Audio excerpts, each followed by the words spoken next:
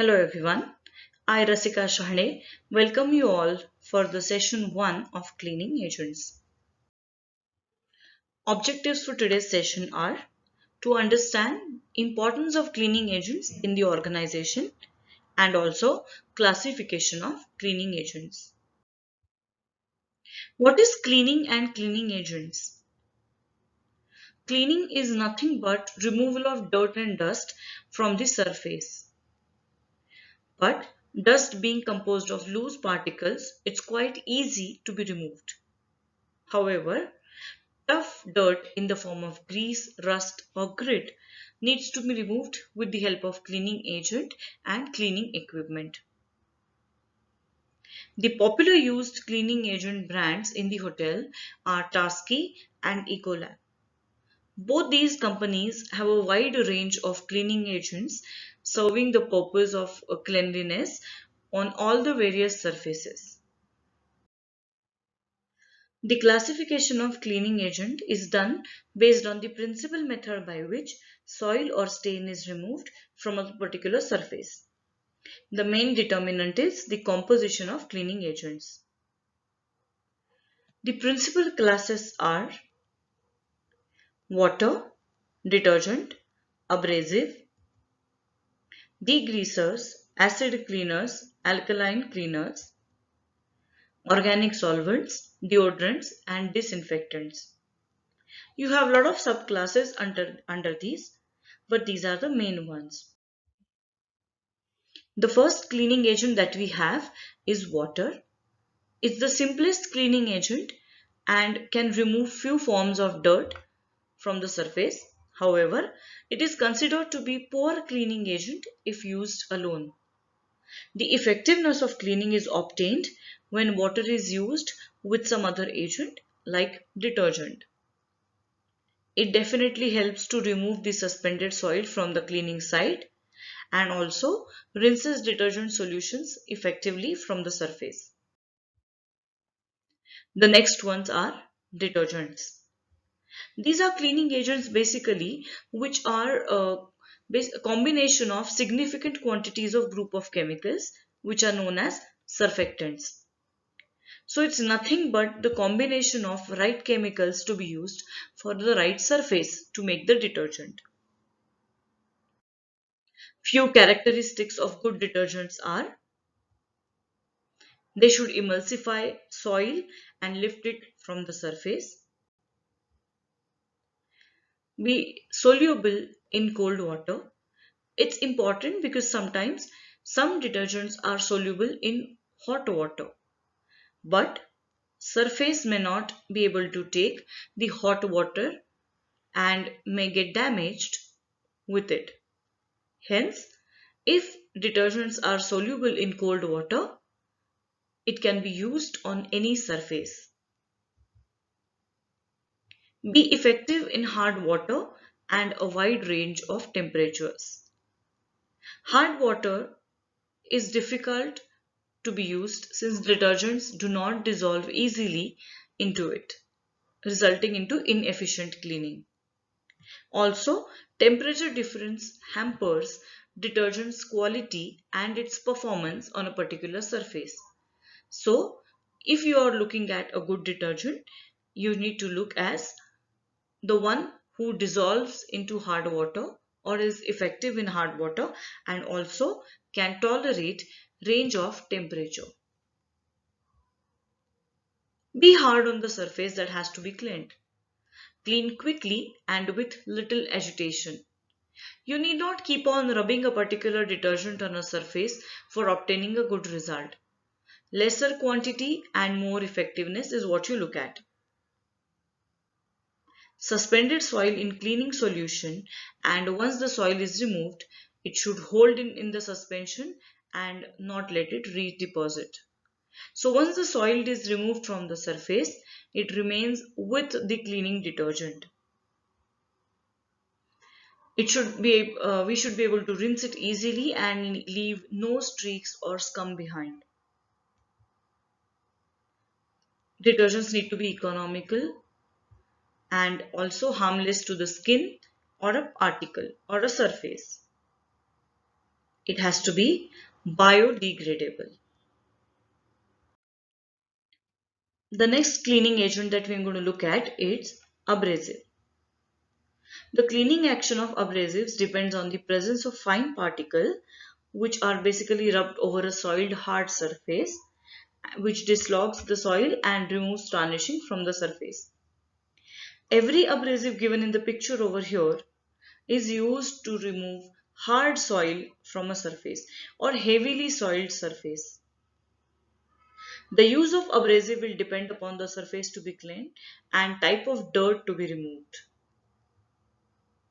Whenever possible, fine abrasives should be preferred to coarser ones, example glass, sand or emery paper, steel wool, nylon pads, powder pumic. We most often get to see pumic stones in the house, so it also is available in the powdered form, fine ash, precipitated whitening, filtered chalk and jeweler's rue, which is a fine abrasive. Jeweler's rue is mostly used to clean the glass. They are available in natural, liquid, paste or powdered form. Next agent that we have is degreaser. They usually consist of strong alkalis which help dissolve protein and emulsify and disperse grease and similar substance. They're based on caustic soda or sodium metasilicate.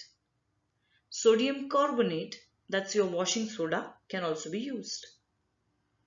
They are basically used as stain removers and for cleaning blocked drains, cleaning ovens, and other industrial equipments.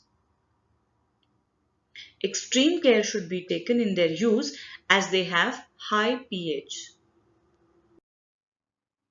The next cleaning agent that we have is acid cleaners. Acids dissolve metal and are hence used to remove metal stains such as water stains in baths, hard water deposits around taps, tarnish on silver, copper or brass article, etc. Some of the weak acids include citric acid, which is lemon juice, and also acetic acid, which is commonly known as vinegar. They are used for removing tarnish from copper and brass articles and also mild water stains in baths. Strong acids are oxalic acid, phosphoric acid, hydrochloric acid, and sulfur acid. Acids can cause further staining on metals if they are not washed quickly, and they also may spoil the glaze on sanitary fitments. Toilet cleaners rely on their acid content to keep the WC pan clean and hygienic. They can be crystalline, powdered, or liquid.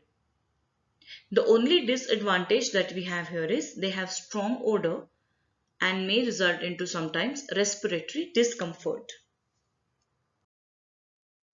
The next cleaning agent that we have is alkaline cleaners. These are used as cleaning agents in the form of liquid and powders. They are particularly used in the laundry. Very strong alkalis should be used with a lot of care as they are corrosive and toxic. They are called as caustic alkalis and many alkalis act as bleaches. Caustic soda based cleaning agents are used to clear blocked drains and clean the ovens and other industrial equipments too. Solvents. These are chemicals that dissolve fat, oil, grease, wax or similar compounds from the different surface. Example, methylated spirit, white spirit or also substituted by turpentine and carbon tetrachloride. Turpentine is also mostly seen in domestic use in the form of nail polish remover. The former two are highly inflammable, while carbon tetrachloride is harmful if inhaled and hence should never be used in a closed area. Many are used for routine stain removal. They are harmful to skin and some surfaces and are fire hazards. Next ones are deodorants. Deodorants, as the name suggests, mask unpleasant smell by either combining chemically with the particle causing the smell or by their smell being predominant. They are not required where there is a good ventilation and thorough cleaning.